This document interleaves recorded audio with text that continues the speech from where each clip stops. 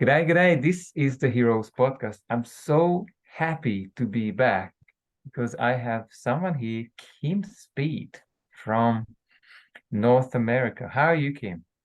I'm great. So lovely to be here with you, Andra. Thanks very much.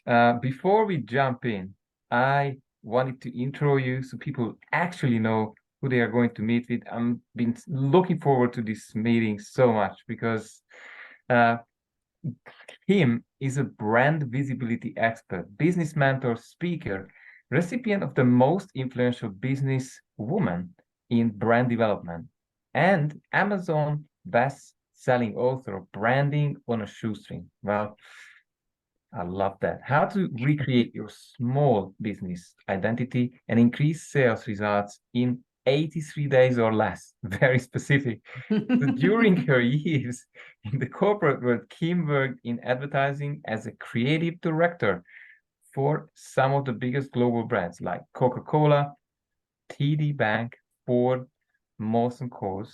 And after leaving the world of advertising, Kim started her own business, Purple Moon Creative Brand and Marketing Boutique, where she helps budding and building entrepreneurs courageously step into their own spotlight to create brands that stand out and attract clients. Welcome. I'm so excited to hear the beginning, Kim. How do you got to here, what were the struggles or your challenges? Oh, it is it's quite a story actually. I never ever thought that I was going to be an entrepreneur. 14, almost 15 years ago now, I was working as a creative director in the advertising world. And really, I loved it. It was my dream job. I worked to that, point in my life and was, really happy. But funny thing happens, things change, the world economy goes crazy. That that was the last economy crisis, the recession we had. And the company that I was working at had some challenges with clients, and they had to let go of a big bunch of us from the agency. It wasn't really a surprise, and it was, it was upsetting, definitely, but I just assumed I'm going to go and I'll find another job. So I went, home and filled out, got my resume all polished and started networking with people in the industry. But a really funny thing happened. A really funny thing happened. I got to spend time with my family, my children, like never before, because I used to rush out the door in the morning and I felt like I had, 20 minutes to kiss them goodbye, leave them with a babysitter, rush home at night, try and get dinner together, maybe have 2 hours before they went to bed. And I realized how much I was missing when I got the opportunity to be home doing small things like walking them to school, like, brought me such great joy. Actually spending time with them, not paying somebody else to get the best parts of their day.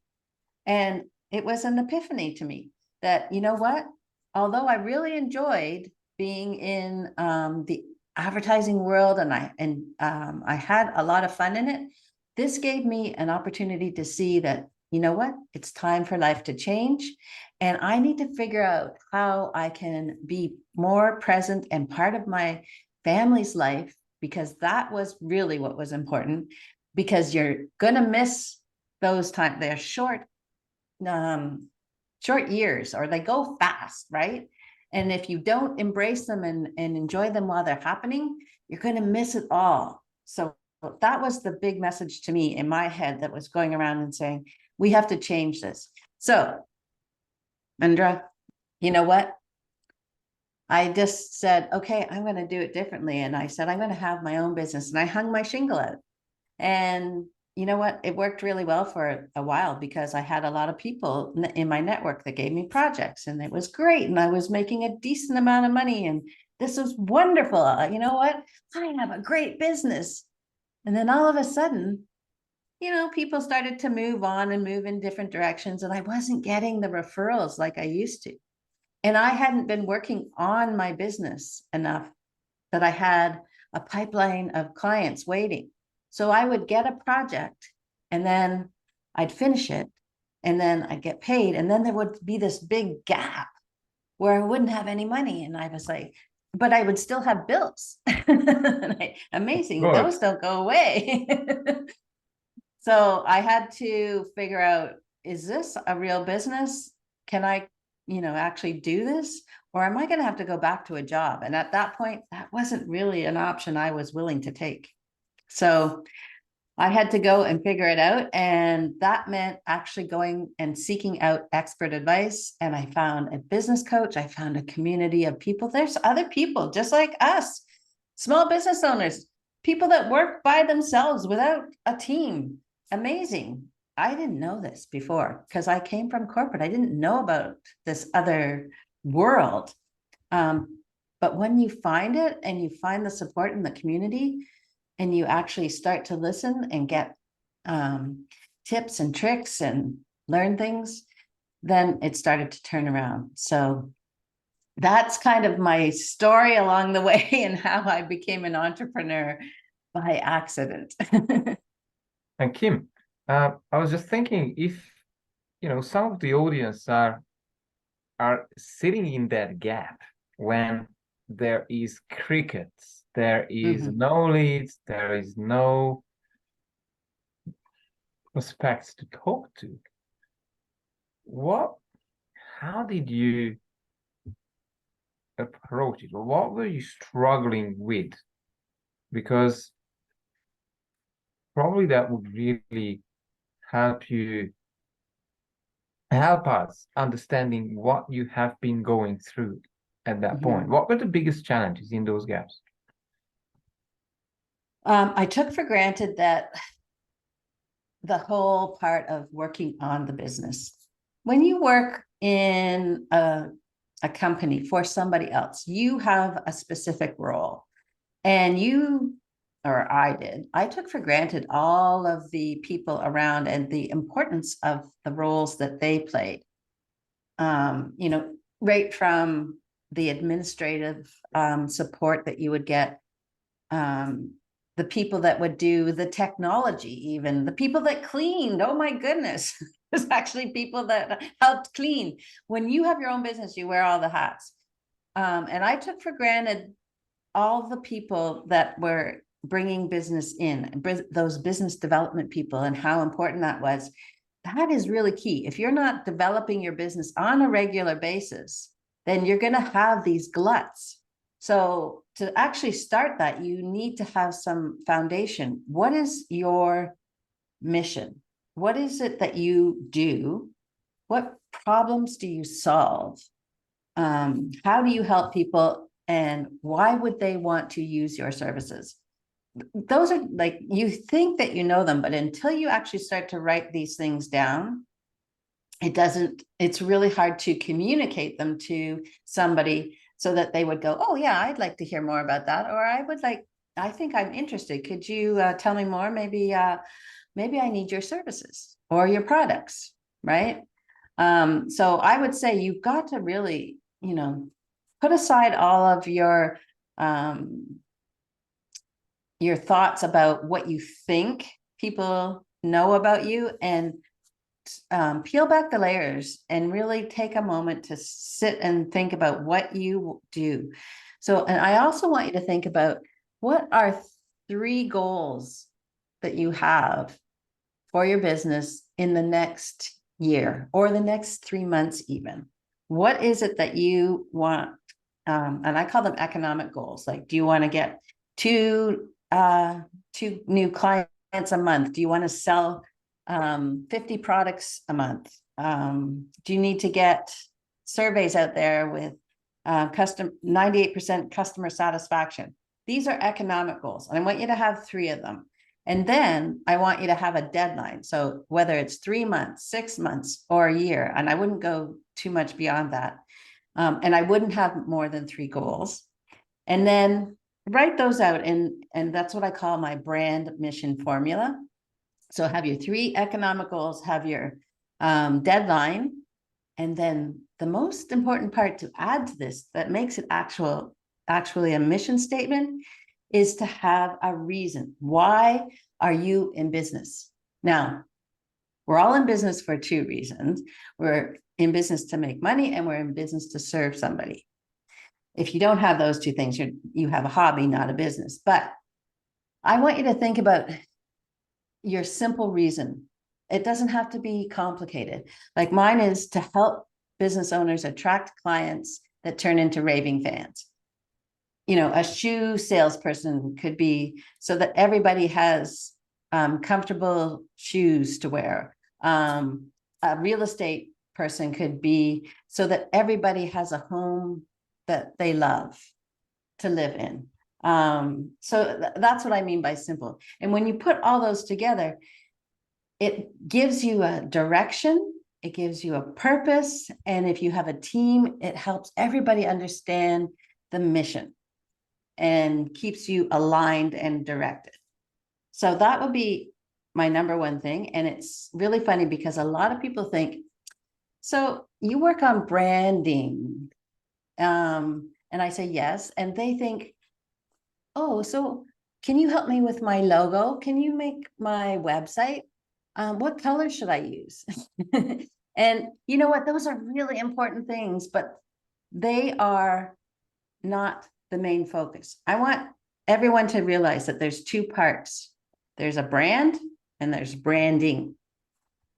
Your brand is really the first thing you need to figure out, and that's who you are, what you do, why people would care. And that's why I really want you to think about the mission and the reason. And it's really about building a reputation so that you start to become recognizable and have credibility with an audience, a specific audience. And that if somebody were to describe you, if you weren't there, that they would be saying things that you would want them to be saying. So that's your brand. Your branding are all the elements that help you communicate the brand. And that would be when you start to think about your logo, your colors and your fonts and your message and your website and your social media. So all of those go together, and it makes it sound complicated. It's not complicated. It's just, I want you to think about things in order. That was a long-winded answer. I love it. So sorting it out step by step, that's what I've heard. But I've also I heard beautiful taglines of concise and 5-10 words of explaining what you do. It's such a key thing. Like in my case, it's changing minds, changing lives, or unlocking potential. I have a couple, but are you helping people as well to come up with those easy, understandable, are they called taglines?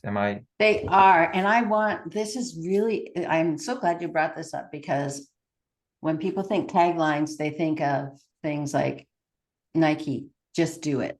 Or I can't think of other ones, but those are taglines, yes, that big companies use. And they are great because those companies have a ton of money to put behind those so that we understand what that means. But if you and I went out there and said, you know, I'm a brand development strategist, just do it. Like, you know, it doesn't make sense. Because sometimes we're out there trying to be too clever, and we need to be more clear. Like, we can't get fancy. We don't have the funds behind us, and we don't have the time to spend to get people to understand and educate them. I want you to go out there and to be clear about what you do so that people go, oh, I get it right away. So that's why I always use brand visibility expert. It's about getting you out there. I think it's beautiful how you put it, because at the end of the day, when one shows up and they may have just one sentence to say, then people get to understand what is this person standing for, who they are serving, and whether they need to engage with them or Mhm. it's a, oh, this is another one to avoid. And Yeah, and if the message is unclear, then it creates confusion. And confusion means people never engage. Would you agree? exactly. Is that Oh, you, completely.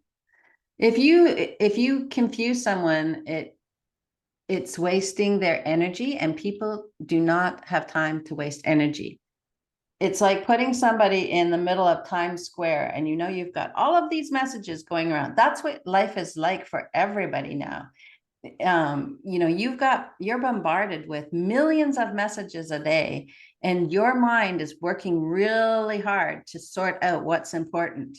If you confuse people, then and you're not clear, then that's just one of those things they're pushing aside until they see something that, oh, I need that. So you want to be that thing that stands out to say, I need that. hmm.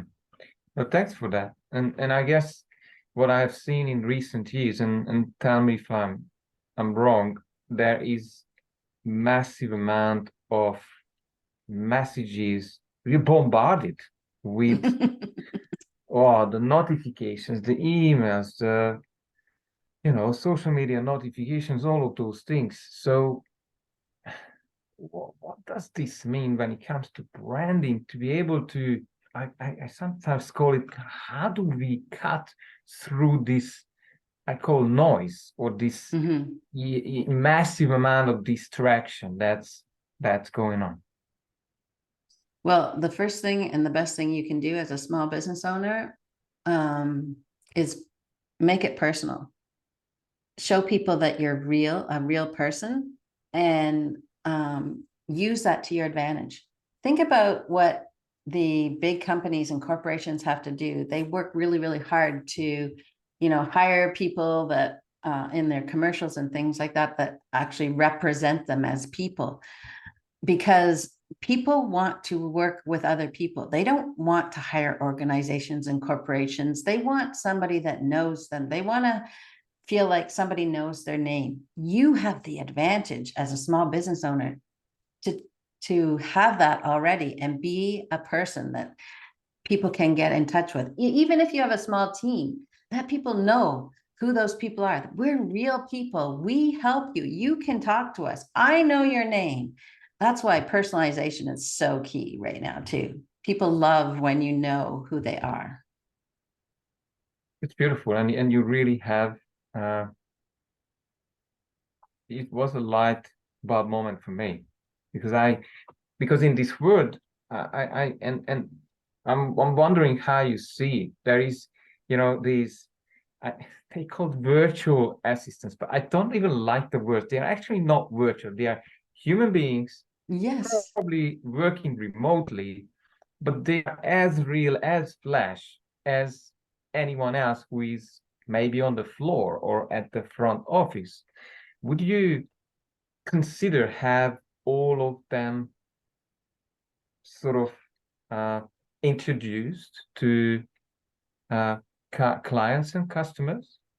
Oh, yes. If you have a little team, then telling people a little bit about them, you know, something personal about them. You don't have to get into, deep depths about their personal lives, but just show we have people, and you're going to deal with people, not, you know, um, automations and machines and things like that. We're all excited about, all this AI that's coming into place, but it's not going to replace that human connection that we are all craving. We all want to know that people know us, and we want to connect with people. Even introverts, they still want to be treated like a human that is special in somebody's life. If you make somebody feel special, if you give them some sort of experience and surprise and delight them, you're going to have a loyal customer who turns into your brand ambassador. And a brand ambassador is priceless because they're out there, they're telling other people about you. Well, do you want to tell us how how to build brand ambassadors, probably tens of them hanging around, and obviously there may be a deal in the background of referral. I don't know how that exactly is in your structure and how you help people. Obviously, you need to surprise and delight and probably deliver or over deliver as far as value. But do you want to give us a peek in how do one get brand ambassadors so they can saturate? Well, I love that you asked that because I actually have a formula that I've put together because of what I went through. I had to figure it out, and I went and I hired people, and I went to courses, and really had to understand that my job was more than just making people, look good with design and websites, that I had to understand what they were really looking for. And then how do I get in front of them? So there's a 9-step method that I go through, and it's actually 3 pillars. So first you have to connect with people. So you have to let them know that you exist. Like, I don't know how many people are out there and they think that as soon as they say I have a business, that people, it's like Field of Dreams, that movie. If I build it, they will come. No, you have a lot of work to do. You have to get out there and let people know. So this is the whole visibility thing. You have to get out there so that you build credibility and recognition and give your brand meaning to the right people. So you have to know your audience as well. And then you have to get them to engage with you.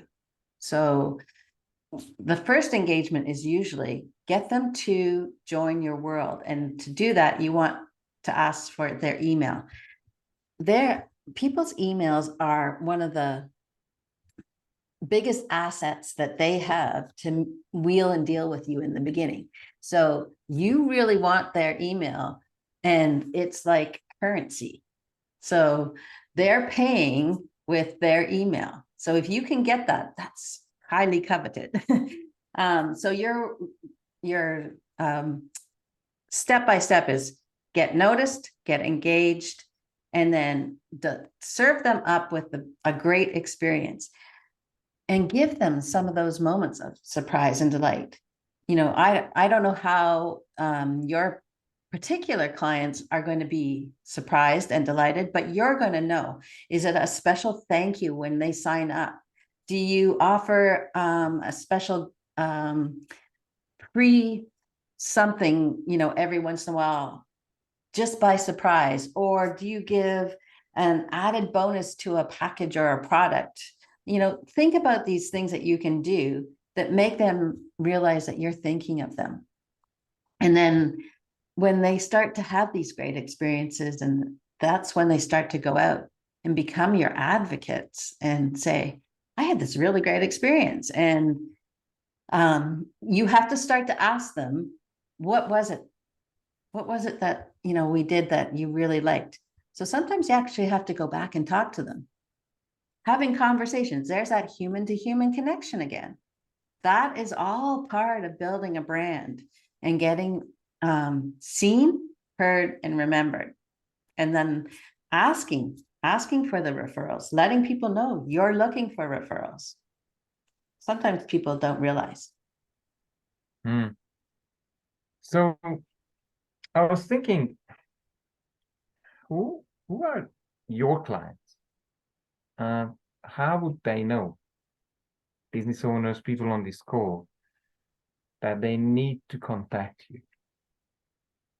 So I work with service-based entrepreneurs that have turned their knowledge, skills, and talents into a business because they have an expertise, and they need to be seen as credible experts in their field. They are really good at what they do. They just need some help getting word out so that they can attract clients and make it a viable business. That's what I help people do, and that's who I work with. That's beautiful. And I guess not testing you here, but I was thinking, if someone asked you, why would they work with you? And I believe this is a very valid question these days. When you're listening to this podcast, you might get that question. So be ready. What would you say when someone says there are quite a few brand experts out there? Why would I choose you? Well, I have over 20 years of experience working with large global brands. But what is interesting about that is that I've been able to take all of that experience and the experience of trying to start a small business and put it together and take the best parts of that so that I know what a small business owner needs and doesn't need to actually stand out and attract clients. I don't work with large corporations anymore. I work with the small business owner, the ones that have skills and expertise, and I can help you stand out.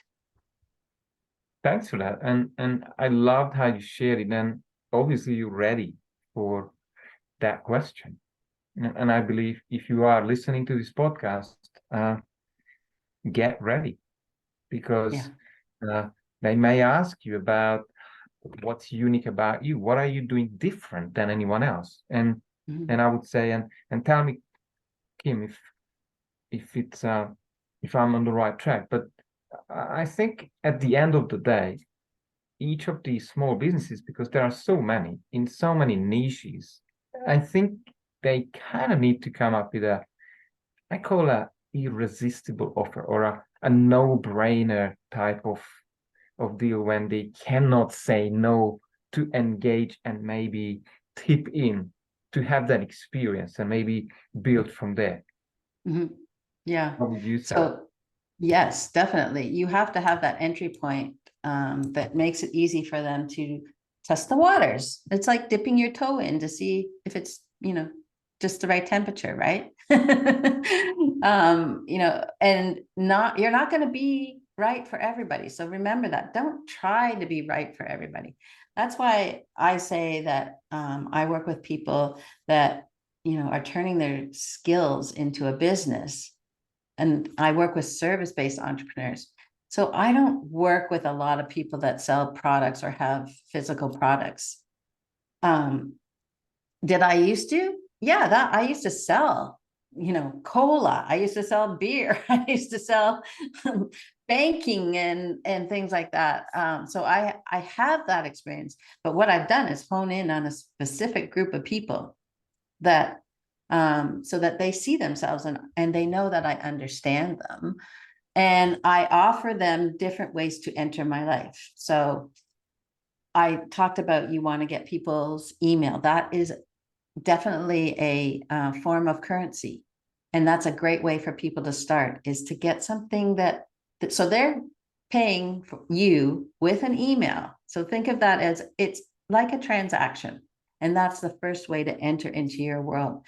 So it doesn't cost them a lot, but it's still, I'm feeling a bit vulnerable, but you know what? I'm gonna give it a try and I'll give you my email. From there, you start to build the relationship and build your brand. Wonderful. And when you were explaining this, I realized when someone gives their email address to you, that means you've been able to get their attention. And I think attention is the biggest asset of each person these days because it's being hijacked constantly. So you really want to, I guess, treasure that email and I as you said, maybe nurture that relationship. And I've recently created myself, I think it was 12, 13 emails where they get to know me. They get to know different aspects of my own business. Do you use those sequence emails that builds absolutely, I call it the know, like, trust kind of relationship when they are primed to purchase or buy a product. Yes, this is a perfect time for you to build your credibility with them and give them a sense of comfort and that they have invested wisely their time in finding out more about you. Um, this is where you can share your testimonials. You can give them examples of types of work you do and things that would give them tips on what they're looking for. And so that they say, this person knows what I'm thinking or the trouble that I'm having. And they seem to have solutions for it. That's when, over time, because, and some people will go through this faster than others, and other people are, because everybody's at a different stage of the so-called journey, client journey, and some of them are ready right away, and they're like, you know what, I need help right now. I'm having self-worth, stress, and look at doctor of self-worth, I need you so badly. And other people are like, yeah, well, I have some troubles, but I need to know what you do. And everybody will raise their hand at a different time, but you have to give them that opportunity. And so that's great nurturing. And I was wondering if you could share with us maybe unconventional way to expand the brand. What comes to my mind is maybe referral partners or affiliate systems. Are you helping as well to build out those, what would I call these channels, or build out that brand expansion as well? Do you want to That give is us? one of the best things, and I talk about it all the time. You are just like playing into my world. Thank you. Thank you.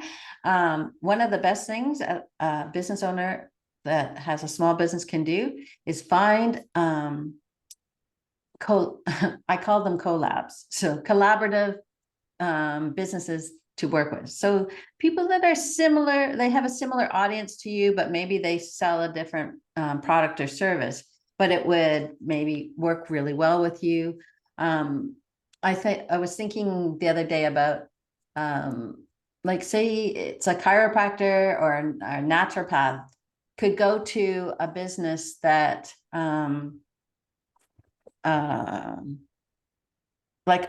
they could go to the local fire department, and these people need some help. They've got stress and strain, and they could say, let's collaborate together. You promote my business and I will give you a special deal for your employees. That would be a great collaboration. You could go in there and say, I could also come in and do, well, if it was a chiropractor, I could come in and do mini massages for people, or do a talk or something like that, like how to stay pain free and injury free or something like that. These are the little collaborations that will help both of you in a win-win situation. These are the best things that people in small businesses need to consider. Joint ventures, collaborations, affiliates. All of these are what are going to be great ways to market your business. I love that insight, and especially because I do have a partner who is a chiropractor, and we jump on live and we do interviews, and we started to refer clients to each other, and what we realized in these conversations is something absolutely, I think, phenomenal, when we realized that posture, or incorrect posture, has a lot to do, this back and forth through mindset, anxiety, depression, these two things are connected. And now, and not everybody would realize that, right? So it's yes, a value. That's a huge value. so we really open the door for people to look at each of these, let's say, illnesses or sicknesses or posture issues as a complex case, not just, oh, I'll just get this fixed by a chiropractor, because then they go back to their anxiety and fears, and there they are again, hunching. We both over know. and doing the pity party, and then they Instead can of go back this. to the Cairo. Yeah. Uh, Mhm. so uh, I thought about asking you, like, what is the next big jump or goal when it comes to your business now? Obviously, you've been doing this for 20 years. What are you looking at next? So my thing is, I really am focusing on not adding more um, confusion. I'm actually simplifying, and I want to make it crystal clear, who I can help and work with those people. I don't want a lot of people. I want to help specific people. I want to simplify. And it's really funny because some people, yes, I do have some courses and I do have some group coaching, but my real passion is to work with some people and help build out their brands and their websites so that they go out there and they feel confident and proud. So it's, from this to this, and that they feel like they stand out and that they know what to say and they start saying it to the right people. And let me ask you, what would be the outcome of your working with someone? Am I kind of guessing right when they become the authority, the go-to person, so they can pretty much, because I think that's what branding is, when it comes to that stage where you pretty much pick your prices and Yeah. when you want to work and how much you want to go, what's the structure, and what's the team is covering, and I'm always seeing it, what if a business owner with the right branding and getting the work done could pick out what they love to do and not do anything else? What would you say? Yes. Yes, that's exactly. I want my clients to be attracting more business. I want you to attract more clients easily. And the only way to do that is to figure out who they are, and not everybody is going to be your client. But as soon as you start to narrow down and you figure out how those people are thinking and what is stressing them out and how you can come in with a solution and where, then you can start to have those messages. You can start to build out those presentations that you can use to help people understand who you are. You can get on podcasts with the right people and reach your audience through other people's audiences. And you're going to start to stand out to those people. And they're going to start to either follow you or contact you. And then that's your opportunity to turn them into clients. And that's how you're going to get more clients. Beautiful, because then it becomes, I guess, attraction when it's not chasing, not hunting those leads and clients anymore. And I want that completely to change in your world. I don't want you to go out there feeling like you're pushing and selling, selling, selling. I want, like, a good brand actually pulls in and invites people into your world gently because Mm. they want to be there, not because you're out there going, you need this, you need this, you need this. You're going to tell them about things that they're going, oh, that's really interesting. And they're going to ask if they can come into your world. So I guess it's almost like honey. It's got a Yes. smell, it's beautiful, and it's really is so delicious that they cannot resist to Yeah. come closer, ask for more, and engage. I'm wondering, what have I not asked, Kim, that I was trying to do my best here to tell us the goodies, to tell us the secrets to branding, but what have I not asked that you really wanted to share today? One of the things I get asked sometimes is, I'm just starting out. Do I need to worry about brands or branding? And I would say to people, let me just say this. As soon as you hang your shingle out, you've created a brand. It's not just a business, you've created a brand. And the choice is yours. You can choose to nurture it and cultivate it and figure out who your people are and your messaging, or you can leave it and wait for a later date. But when you do that, you leave that in the hands of your competitors to decide what your brand is. Then you have to work against that because what they're saying is not what you're going to want them to say. Oops. Yeah, that's a very direct message, and I love, yeah, I love, yeah, you telling us the truth. Uh, is there any giveaways for us? Where can we find your website, or if you have uh, a gift for us to learn more about what you do, how you do it? Yes, well, you can check my website out. I would love for you to go there. You can find out a little bit more about me. It's purplemooncreative.com. But I do have a gift for your audience, and it is a copy of my book, Branding on a Shoestring, that I would love to offer for everybody. Go through it. It takes you through a process where you can work on your brand and get it started right away. And if you have a brand already, it will help you redirect your thinking so that you're not wasting a lot of time and money on doing things that are going to be useless. So I would love to give that to your audience.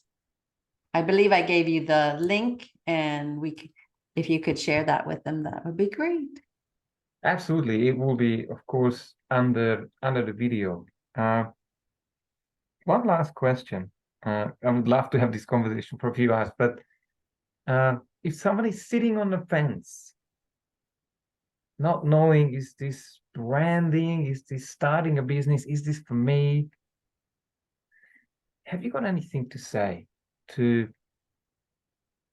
as a gold nugget to consider or to process and maybe help them? I do. The first thing I would say is, you know what, from the creative background. I am, my background is design and creativity. What I'm going to tell you, do not start with design. Do not. You need to start with a strategy. And that is why when I created my branding process for small businesses, I include a full day of strategy together.